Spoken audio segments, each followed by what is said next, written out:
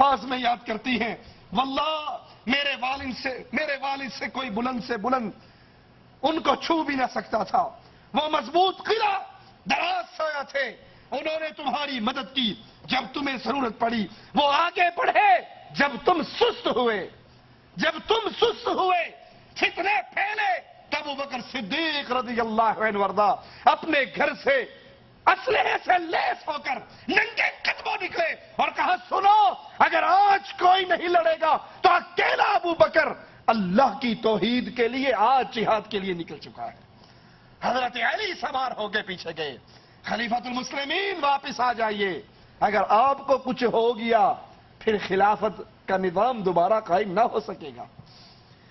تمہاری مان لے کہ اہل بیت کی دشمنی تھی ابو بکر سے، تو جب ابو بکر جہاد کے لیے نکل رہے تھے حضرت علی کو تو کہنا چاہیے نا چھیتی جاوے جان چھوٹے، میرا راستہ صاف ہوئے، وہ پیچھے کیوں گئے تھے؟ انہوں نے منتیں کیوں کی تھی؟ وہ واپس لے کر کیوں آئے تھے؟ تم جھوٹ بولتے ہو، علی سچ کہتے ہیں۔ علی اور صحابہ کی محبتیں تھی، پیار تھا، اسی لیے حضرت علی ابو بکر صدیق کے پیچھے نکلے۔ حضرت عائشہ فرماتی ہے بچپن، جوانی، بڑھاپے میں میرے بابا قریش کے نامور مردوں میں سے تھے، وہ محتاجوں کی مدد کرتے، وہ اسیروں کو رہائی دلاتے، ان کا تعلق اللہ سے بہت قوی تھا، یہاں تک کہ انہوں نے اپنے گھر میں مسجد بنائی تھی۔ ابو بکر صدیق رضی اللہ عنہ وارضا اپنے گھر کی مسجد میں قرآن کی تلاوت کرتے، کفار کے نوجوان آپ کا قرآن سنتے، اللہ سے اتنی محبت، اپنے گھر کے اندر مسجد بنائی، باطل پرستوں نے توحید کو مٹایا تو ابو بکر صدیق رضی اللہ عنہ وارضا نے اس کو زندہ کیا، اس کو قائم کیا۔ عائشہ فرماتی ہے میرے بابا کا ایمان کفار پہ بہت بھاری تھا، قریش نے ان کی طرف کمانیں کھڑی کی، اپنے تیر سوتے، انہوں نے سارے حربے استعمال کر لیے، لیکن میرے بابا کو دین اسلام کی تبلیغ سے باز نہ کر سکے، اور اللہ میرے بابا سے اتنا راضی ہوا کہ اللہ نے اپنے رسول پہ خرچ کرنے کے لیے ابو بکر کے مال کو پسند کیا۔ نبی پہ جہاں خرچے کا معاملہ آتا ابو بکر صدیق خرچ کرنے میں سب سے آگے ہوتے، اور وفات رسول کے بعد جب شیطان اپنے لشکروں کے ساتھ مسلمانوں پہ حملہ آور ہوا، کوئی مرتد ہو رہا ہے، کوئی زکوٰۃ کا انکار کر رہا ہے، تو حضرت عائشہ رضی اللہ تعالی عنہا فرماتی ہے یہ میرے بابا تھے جنہوں نے تلوار کی، جہاد کی تلوار کو بلند کیا۔ عمر جیسی ہستی کو بھی جواب میں کہا اگر یہ وہ ایک رسی جس سے اونٹ کو باندھا جاتا ہے نبی کو دیا کرتے تھے، زکوٰۃ میں مجھے نہیں دیں گے، اس ایک رسی کے لینے کے لیے بھی میں ان سے جہاد کروں گا۔ ابو بکر وہ عظیم ہستی جس کی وفات سے ایک خلا بنا تو اس کو پر کرنے کے لیے اپنی جیسی ہی سیرت اور کردار والے عمر بن خطاب کو اس مقام پر فائز کیا۔ جب کسی نے کہا ابو بکر رضی اللہ عنہ وارضا عمر کو ہمارا خلیفہ بنا کر جا رہے ہو، یہ بڑے سخت ہیں، یہ بڑے شدید ہیں، کہا جب خلافت کا بوجھ پڑے گا تو ان کی سختی کم ہو جائے گی، اور اگر مجھ سے اللہ نے پوچھا مسلمانوں کا معاملہ کس کے حوالے کر کے آئے ہو، میں کہوں گا اللہ اپنے بعد تیرے نبی کے صحابہ میں سب سے افضل عمر ابن خطاب کو اپنے نبی کے صحابہ کا معاملہ دے کر آیا۔ اس عظیم ہستی کو مسلمانوں کے انتظام سنبھالنے کے لیے مقرر کیا، جن کے بارے میں اپنوں نے نہیں کفار نے بھی کہا اگر ایک عمر مسلمانوں کے پاس اور ہوتا پوری دھرتی پہ لا الہ الا اللہ کے جھنڈے گاڑ دیے جاتے۔ مبارک ہو وہ ماں جس ماں کے پیٹ میں ابو بکر جیسا بیٹا رہا، مبارک ہو وہ ماں جس نے ابو بکر جیسے بیٹے کو دودھ پلایا اور جس نے توحید کو قائم کیا، شرک کو مٹایا، پھر دنیا نے اپنے خزانے الٹ دیے، دنیا ابو بکر کے سامنے آتی اور ابو بکر ان سے اپنے چہرے کو موڑ لیتے۔ حضرت عائشہ یہ تقریر کر کے کہتی ہیں مجھے بتاؤ کس دن کی وجہ سے تم میرے بابا کو گالی دیتے ہو، میرے بابا کی زندگی کا کون سا کون سا وہ جرم ہے جس کی بنا پر تم اس کو برا کہتے ہو؟ وہ تو ساری عمر اپنے نبی اور اپنے اللہ کی محبت میں اور ان کی لائی ہوئی شریعت کے پھیلانے میں گزار کر گئے۔ ابو بکر صدیق رضی اللہ عنہ وارضا مسلمانوں کو دین کی دعوت دینے والے، مسلمانوں کو تلقین کرنے والے۔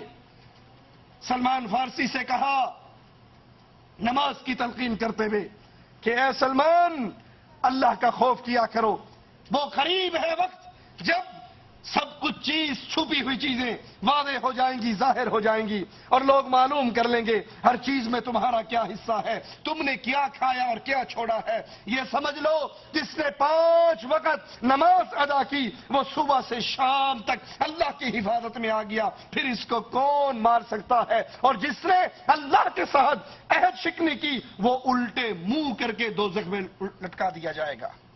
جس نے 5 نمازیں مسلمانوں کے ساتھ ادا کی یہ اللہ کی حفاظت میں آ گیا، صبح سے لے کے شام تک یہ اللہ کی نگہبانی میں آ گیا۔ اب جو بندہ اللہ کی نگہبانی میں ہو اس کا کوئی کچھ بگاڑ سکتا ہے؟ اور جس نے ان نمازوں کو ترک کیا اس نے اپنے اور اللہ کے درمیان عہد کو توڑ ڈالا۔ اب اس کا ٹھکانہ الٹا کر کے جہنم میں لٹکایا جانا۔ والدین کے حقوق کے بارے میں ابو بکر صدیق کی کتنی عظیم تعلیمات ہیں۔ عاصم بن فاروق کا جب اپنی والدہ سے جھگڑا ہوا آپ نے فیصلہ فرمایا اور اس کے بعد عاصم کو تلقین کرتے ہوئے کہتے ہیں اچھی طرح جان لو کہ تمہاری والدہ کی ہر بات تم سے بہتر ہے۔ عبد الرحمن بن عوف رضی اللہ عنہ وارضا کا ایک ہمسائے سے جھگڑا ہوا، اس کے پاس آئے اور کہا عبد الرحمن اپنے ہمسائے سے جھگڑا نہ کرو کیونکہ اس کا تعلق تم سے قائم رہے گا۔ لوگ تمہارے درمیان آ کر باتیں کر کے واپس چلے جائیں گے اور تم دونوں کا حال لوگوں کو سنائیں گے، لیکن تم دونوں کا پڑوس تو باقی رہے گا، تمہارا رشتہ تو باقی رہے گا۔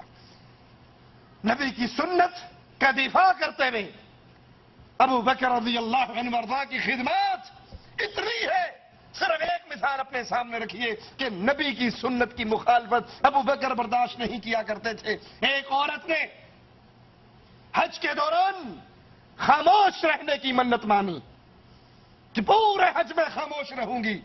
ابو بکر صدیق کو علم ہوا تو اسے کہا بات کر، گفتگو کر، خاموش نہ رہ کہ یہ عمل جاہلیت کا عمل ہے اور شریعت اسلامیہ میں ناجائز ہے۔ آج ہمارے ہاں بھی پیروں نے روزے رکھے ہوتے ہیں نا، چپ شاہ، پیر چپ شاہ۔ حویلی لکھا سے آگے جاؤ، دیپال پور سے حویلی لکھا کی طرف جاؤ تو راستے میں ایک دربار ہے، میں نے خود دیکھا ہے، پیر چپ شاہ۔ کیوں جی؟ بڑی پہنچی ہوئی سرکار ہے، 9 سال سے چپ کا روزہ رکھا ہے، مگر انشاءاللہ پکا ہی چپ ہو جائے۔ یہ چپ کا روزہ رکھنا، یہ خاموش رہنا، یہ مراقبے اور چلے کاٹنا، اس کی تعلیم ابو بکر صدیق رضی اللہ عنہ وارضا اس کو کیا کہتے ہیں کہ یہ جاہلیت کا عمل ہے، زمانہ جاہلیت میں ہوا کرتا تھا، شریعت نے اس کو ناجائز قرار دے دیا۔ یہ پیر چوپ شاہ آج بڑے پہنچے ہوئے پیر ہیں شریعت کے اندر، یہ اللہ کے رسول صلی اللہ علیہ وسلم کے گستاخ ہیں، یہ نبی کی شریعت کے مقابلے پہ اپنی شریعت بناتے ہیں۔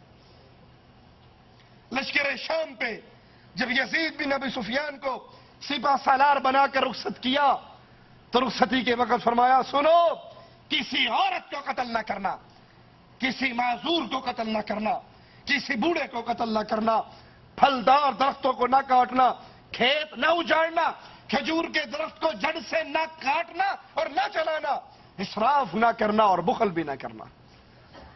اپنے عمراء کو اللہ کے نبی صلی اللہ علیہ وسلم کی تعلیمات سنا کر پھر میدان جہاد کے لیے روانہ کرتے۔ مسلمان کے خون کی قیمت ابو بکر صدیق کی نظر میں کتنی تھی؟ ایک شخص ابو بکر صدیق رضی اللہ عنہ وارضا پر کے ساتھ گفتگو کرتا ہے، ابو بکر اس میں ناراض ہو جاتے ہیں، دوسرے صحابی کہتے ہیں اللہ کے نبی کے خلیفہ اس شخص کی گردن کاٹ دو۔ آپ نے کہا سنو، رسول اللہ صلی اللہ علیہ وسلم کے بعد ایسا کرنے کی کسی اور کو اجازت نہیں ہے، یہ مقام صرف محمد الرسول اللہ کا مقام تھا۔ ان کے ساتھ جو گستاخی کرے اس کی گردن کاٹ دی جائے گی۔ یہ مقام محمد ہے، اب اس کے بعد کسی اور کے لیے لائق نہیں ہے مسلمان کی خون کی حرمت۔ اگر ان کی شان دیکھنا چاہتے ہو تو قرآن حکیم کی آیت ثانی اثنین اذ ہما فی الغار اذ یقول لصاحبہ لا تحزن ان اللہ معنا، جب غار کے اندر اور دو میں سے دوسرا اپنے ساتھی سے کہہ رہا غمگین مت ہو ان اللہ معنا۔ ابو بکر کو گالیاں دینے والوں، ابو بکر کی تکذیب کرنے والوں، اور نعوذ باللہ ثم نعوذ باللہ معاملہ تکفیر تک پہنچ چکا ہے۔ لوگ آج ابو بکر کے ایمان کا انکار کرتے ہیں۔ اگر تمہاری بات مان لی جائے، قرآن کی اس آیت کا کیا ترجمہ کرو گے؟ رسول صلی اللہ علیہ وسلم ابو بکر سے کہہ رہے، قرآن کے الفاظ گواہی دے رہے، لا تحزن ان اللہ معنا، غم کیوں کرتے ہو؟ اللہ ہمارے ساتھ ہے۔ اگر نبی ایمان والے تھے اور ابو بکر نعوذ باللہ بقول تمہارے اہل ایمان میں سے نہیں تھے، پھر قرآن کیوں کہہ رہا ہے ان اللہ معنا، اللہ ہمارے ساتھ ہے؟ نبی کو یہ کہنا چاہیے تھا ان اللہ معی، رب میرے ساتھ ہے۔ جس طرح اللہ اپنے رسول کے ساتھ، اسی طرح وہی اللہ کی معیت اس وقت ابو بکر صدیق رضی اللہ عنہ وارضاہ کو حاصل تھی۔ ان کا ایمان بنی اسرائیل کے ایمان سے بہت بڑا ہوا تھا۔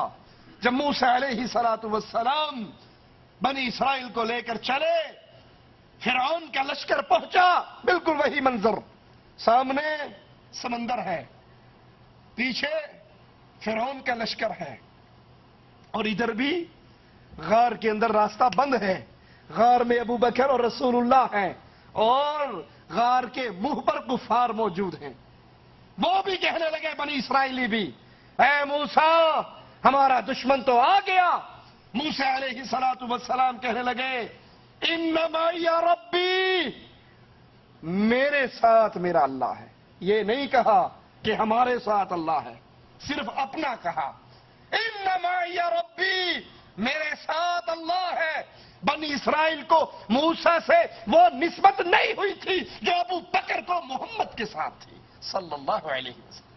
میرے آقا نے یہ نہیں کہا ان اللہ معی، کہا ابو بکر لا تحزن ان اللہ معنا، غم کیوں کرتا ہے؟ اللہ تیرے بھی ساتھ ہے، اللہ میرے بھی ساتھ ہے، اللہ ہم دونوں کے ساتھ ہے۔ بخاری و مسلم میں ہے، رسول اللہ صلی اللہ علیہ وسلم نے پوچھا تم میں سروزے دار کون؟ ابو بکر نے فرمایا میں۔ پوچھا جنازے کے ساتھ کون چلا؟ ابو بکر نے فرمایا میں۔ پوچھا محتاج کو کھانا کس نے کھلایا؟ ابو بکر نے کہا میں نے۔ پوچھا بیمار کی عیادت آج کس نے کی؟ ابو بکر نے کہا میں نے۔ آپ نے فرمایا سنو، جس میں یہ چار باتیں اکٹھی ہو جائیں، محمد کریم گواہی دے رہے ہیں وہ بندہ جنتی ہے۔ اور یہ چاروں باتیں ابو بکر صدیق میں موجود تھی۔ بخاری و مسلم میں ہے، رسول اللہ صلی اللہ علیہ وسلم نے فرمایا حقوق صحبت کی ادائیگی اور مال خرچ کرنے میں تمام لوگوں سے بڑھ کر محمد پر احسان صرف ابو بکر نے کیا ہے رضی اللہ عنہ وارضاہ۔ اور سنو، میں ابو بکر سے اتنا راضی ہوں، اگر میں نے اللہ کے علاوہ کسی اور کو خلیل پکڑنا ہوتا، ابو بکر کو میں خلیل پکڑتا۔ اسی لیے جب کسی نے پوچھا تھا آقا سب سے زیادہ محبت کس سے ہے؟ کہا عائشہ سے ہے رضی اللہ تعالی عنہا۔ پوچھا آقا مردوں میں کس سے ہے؟ کہا اس کے بابا صدیق اکبر سے ہے۔ کہا اگر اللہ کے علاوہ میں نے کسی اور کو خلیل پکڑنا ہوتا تو پھر میں ابو بکر کو اپنا خلیل پکڑتا۔ صحیح بخاری میں ہے، حدیث پہ ذرا غور کرنا، اور غور کر کے سن کے سمجھ کے آگے بھی سنانا۔ ایک بڑھیا آئی، ایک عورت آئی، اللہ کے نبی صلی اللہ علیہ وسلم سے کسی مسئلے میں گفتگو کرنے لگی۔